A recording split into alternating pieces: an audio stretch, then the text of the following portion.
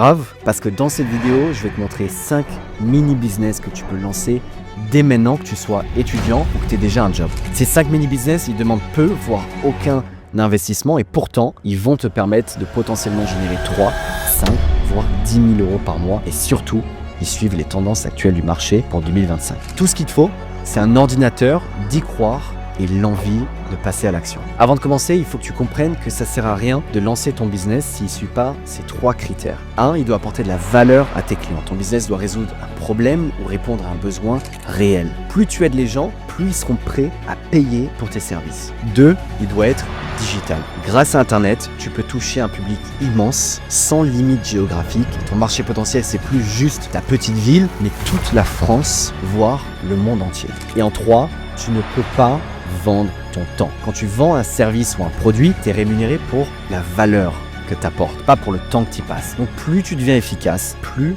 tu vas gagner de l'argent en travaillant moins. Donc le premier business, c'est de créer ta propre newsletter. Peu importe ce que tu fais dans la vie, tu as forcément des sujets qui t'intéressent, des sujets qui te passionnent, sur lesquels tu as développé des connaissances. Et si un sujet t'intéresse, il intéresse forcément des milliers d'autres personnes. Je te donne des exemples. Imaginons que tu es un fan de foot, tu peux très bien créer ta newsletter où tu partages tes analyses de matchs ou des pronostics pour les matchs à venir. Ou alors, tu es peut-être étudiant en économie et tu peux lancer une newsletter qui explique les bases de l'investissement et comment fonctionnent les marchés financiers ou les cycles économiques à des débutants. Ou même si tu es passionné de tennis, par exemple. Je sais que ça peut paraître intimidant et que quand on débute, quand on lance une newsletter par exemple, on peut avoir le syndrome de l'imposteur, pourquoi moi? Mais en réalité, tout ce que tu as à faire, c'est de créer une page Instagram et une page TikTok sur laquelle tu partages des actus, tes idées ou par exemple des clips de Federer. Et dans ta bio, tu ajoutes le lien vers ta newsletter gratuite. Et t'envoies un email tous les jours, toutes les semaines, qui raconte quelque chose sur ta passion ou qui apporte de la valeur par rapport aux connaissances que tu as. Et petit à petit,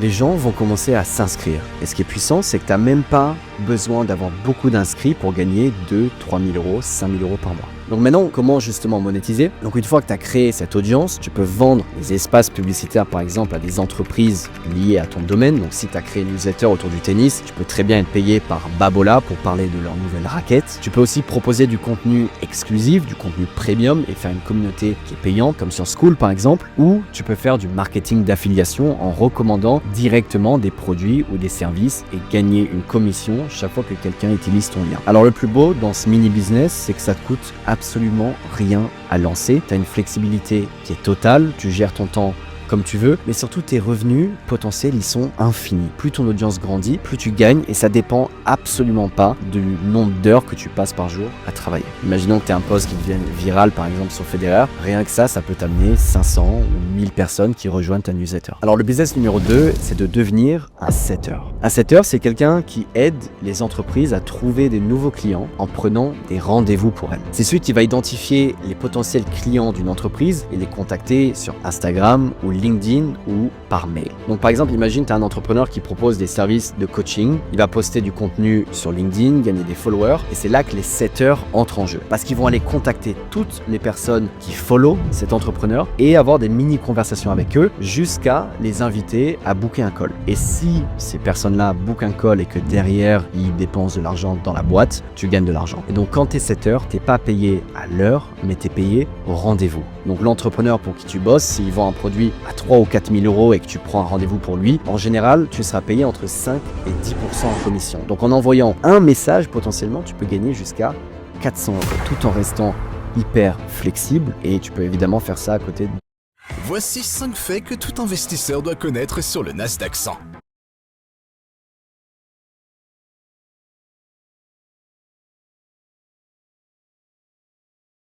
ton travail ou tes études. Et si je peux t'avouer une chose, c'est que des setters, c'est très dur à en trouver. Je connais plein d'entrepreneurs qui en cherchent constamment parce qu'il y a tellement peu de personnes qui sont prêts à vraiment communiquer bien et être un peu évidemment insistant pour booker des rendez-vous avec des prospects. Donc ton potentiel de revenu, il est infini. Et si tu as la niaque et que tu es prêt à contacter du monde, tu peux très facilement et rapidement monter à 5 à 10 000 euros par mois en prenant zéro risque et en investissant zéro. Le troisième business, c'est de lancer une chaîne TikTok ou YouTube faceless sans avoir à montrer ton visage. Ces derniers mois, j'ai investi beaucoup de mon temps dans ma chaîne YouTube. On est bientôt 30 000 abonnés à l'heure où j'enregistre cette vidéo. Et j'ai compris à quel point l'algorithme de YouTube, il est puissant. différent. Et plus tes vidéos sont travaillées, plus tu comprends l'algorithme, plus tu grossis exponentiellement. Tout ce que tu as à faire, c'est créer du contenu autour d'un sujet populaire ou qui te passionne. Je te donne des exemples. Tu peux créer par exemple du contenu autour du gaming et tu n'as qu'à réaliser des compilations des meilleurs moments par exemple, ou même des tutos. Tu peux aussi créer du contenu autour des faits divers ou des mystères. Tu as juste à raconter des histoires intrigantes par exemple en illustrant avec des vidéos ou des images libres de droit ou même l'IA. Et je te donne un petit conseil pour te démarquer des autres. Essaye d'identifier des sujets qui passionnent de plus en plus de monde qui vont exploser en 2025. Par exemple l'IA ou la santé mentale. Ensuite, tu as 3 façons de monétiser. Premièrement, grâce aux revenus publicitaires directement, donc TikTok et YouTube te rémunèrent selon les vues. Plus tu fais de vues, plus tu gagnes d'argent. Et comme pour la newsletter, tu peux faire du marketing d'affiliation, tu peux faire des recommandations de produits en lien avec ton contenu et t'encaisses tout ce que ton audience achète. Et dernier point, tu peux par la suite faire des collaborations commerciales avec des marques qui veulent toucher ton audience. Donc c'est un business qui est hyper intéressant parce que tu n'as pas besoin d'investissement, tu n'as pas besoin de matériel. Avec l'IA aujourd'hui, tu peux tout faire. Et le potentiel viral, il est énorme, surtout sur TikTok. Et le bonus, c'est que tes vidéos vont pouvoir te générer des revenus passifs encore longtemps après leur publication. Le 4e business que tu peux lancer, c'est de faire du consulting. Alors le consulting, c'est quoi? C'est de monétiser tes compétences et les connaissances que tu as déjà en aidant ceux qui en ont besoin. Je te donne des exemples concrets. Imaginons que tu as toujours été bon en maths et que tu as eu 18 au bac par exemple. Tu peux très bien vendre tes services de consulting en mathématiques, autrement dit, tout simplement proposer du soutien scolaire à des lycéens. Mais imaginons que tu as réussi à rentrer par exemple dans une grande école prestigieuse. Tu peux très bien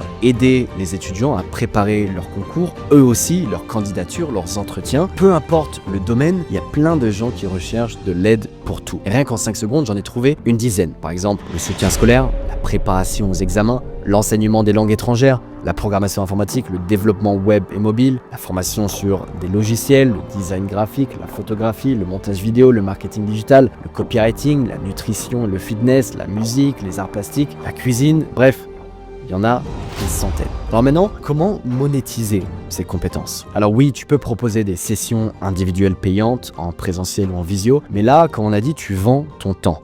Du coup, c'est pas scalable, c'est pas vraiment un business. C'est pour ça que tu peux, à la place, mettre tout dans une formation en ligne, que tu peux ensuite mettre sur School. Et certes, ça demande beaucoup plus de travail au début que de juste donner une heure de leçon. Mais ensuite, une fois que tu as réuni toutes tes compétences, tu as un produit que tu peux vendre à l'infini et qui va réellement servir des gens. Et ensuite, pour trouver des clients, tu crées du contenu ou tu fais de la publicité autour de la problématique que tu résous. Donc pourquoi ce business est une super idée? Parce que de 1, tu as un très faible coût de lancement, tu utilises ce que tu sais déjà. De 2, il y a une énorme demande dans tous les domaines variés. De 3, plus tu démontes ton savoir-faire, plus tu seras reconnu, plus tu pourras facturer cher et surtout tu pourras vendre à potentiellement tous les gens qui ont besoin de ton aide. Le dernier business, c'est évidemment pour moi le meilleur, c'est pour ça que je l'ai gardé pour la fin. C'est pas vraiment un mini business, ça s'adresse plutôt à ceux qui veulent aller encore plus loin et qui ont vraiment faim de lancer quelque chose qui peut faire 10, 20, 50 ou même 100 000 euros par mois. Le drop servicing, c'est quoi? C'est comme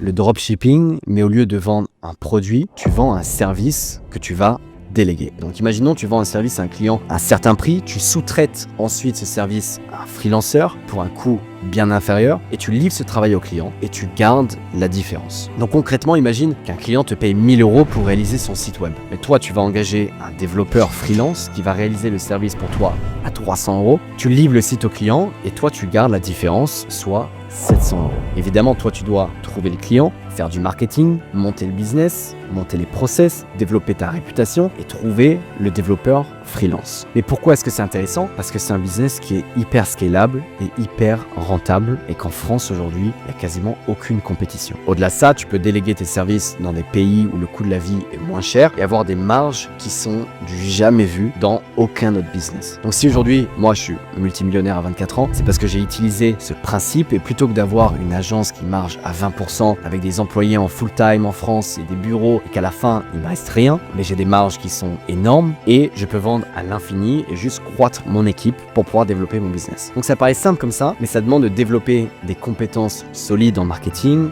en team building et en gestion de projet. Donc si ça t'intéresse, j'ai fait une vidéo ultra détaillée de 30 minutes où je t'explique tout ce que je sais sur le sujet. Le lien est dans la description juste en dessous. Alors voilà, maintenant tu connais 5 idées de mini-business. Tout ce que tu as à faire réellement, c'est te lancer. Alors je sais que c'est moins certain que d'aller prendre un job dans le café du coin. Évidemment, il y a un peu plus d'incertitude. Tu sais pas combien de temps ça va te prendre avant de commencer à gagner de l'argent. Mais ce que je peux te dire, c'est que tous les gens qui m'entourent, qui gagnent des dizaines de milliers d'euros par mois, voire des centaines de milliers d'euros par mois, ils ont toujours commencé par ce petit business sur lequel après tu peux aller développer, grossir, faire croître. Donc encore une fois, je te laisse avec juste cette décision à prendre. Si tu veux monter un business, juste lance-toi. Et si jamais tu te lances, envoie-moi un message sur Instagram. Je serai heureux de potentiellement te donner des conseils, de t'aider. Sur ce, je te dis à la prochaine vidéo.